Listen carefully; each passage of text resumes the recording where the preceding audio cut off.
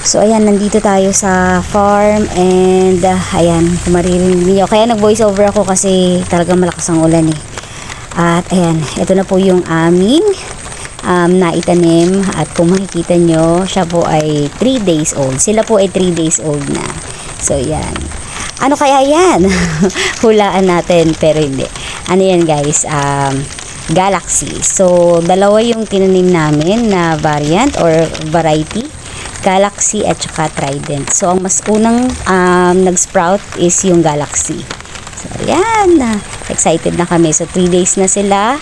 Nauulanan ng maayos. In a way, maganda rin na umuulan kasi nagdidiligan sila. So, susundan namin yun ng pataba para naman mabilis silang sumibo. Kung makikita ninyo, tumubo na talaga din yung mga damo. Pero nakakatuwa kasi ito na po ang pinapangarap natin na ampalaya. At si Galaxy, masasabi natin na mabilis talaga siyang mag-sprout. Yung Trident, wala pa kami nakikita pero i-update ko kayo kung anong mangyayari, kung kailan sila tutubo. Kasi itong si Galaxy, 3 days na siya eh. So, tingnan natin sa mga susunod na araw.